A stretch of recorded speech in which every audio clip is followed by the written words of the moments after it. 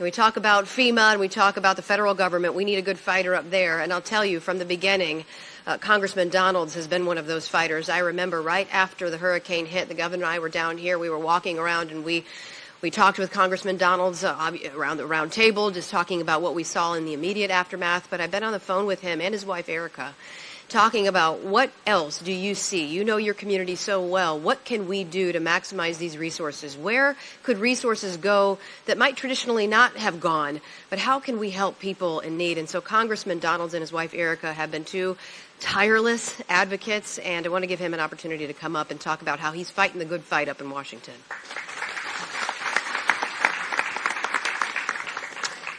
First and foremost, to the governor and to the First Lady, their leadership in the aftermath, actually leading up to the hurricane and in the aftermath since, has been tremendous.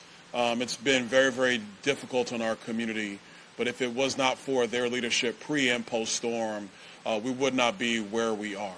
And so, on behalf of the 19th Congressional District, I really want to say thank you to both of you for all that you've done for our area and in our community. Listen, recovery is difficult. Just is.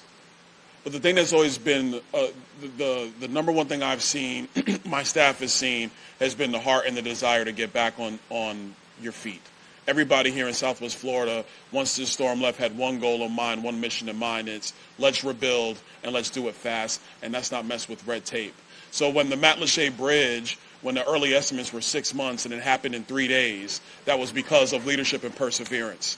It was.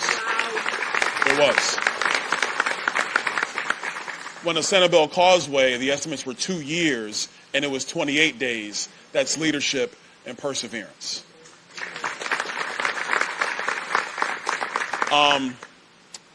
My district director, Jesse Pert, and I, we actually stumbled into this warehouse off of a lot of rumors and conversations about what was happening here in this location. We came in here maybe 2 weeks post-storm.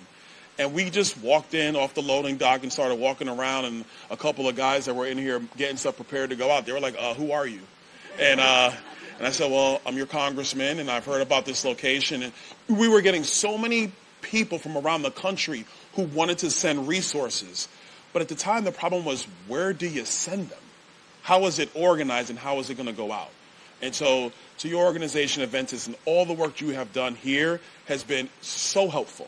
And I've noticed the mattresses over in the back, in the air mattresses, which, by the way, are better, those foam mattresses, those things are awesome, by the way. I have one myself. It's the best thing ever. That stuff is really phenomenal to get out to the people of Southwest Florida. So I really want to thank you for your mission, all the work you guys have done out of the center to distribute goods going out. Now, to FEMA. They were pretty good at the beginning. They've tapered off some. There's something going on in Washington called Homeland Reauthorization, of which FEMA is a part. And so we will be having many more discussions about how to work with FEMA to improve FEMA to not only help Southwest Florida continue to rebuild, but then for the future disaster that unfortunately may occur in our country, that FEMA is prepared to do the things that the state of Florida has done under the leadership of Governor DeSantis and First Lady DeSantis, so that nobody anywhere in the country is left behind. So, First Lady, you've been a tremendous advocate for our area. Thank you for all that you've done. And yes, FloridaDisasterFund.org. That's right, .org? That's right, .org. FloridaDisasterFund.org. These funds have been crucial to the rebuilding effort and to helping all of the people of Southwest Florida. Thank you, guys. Thank you.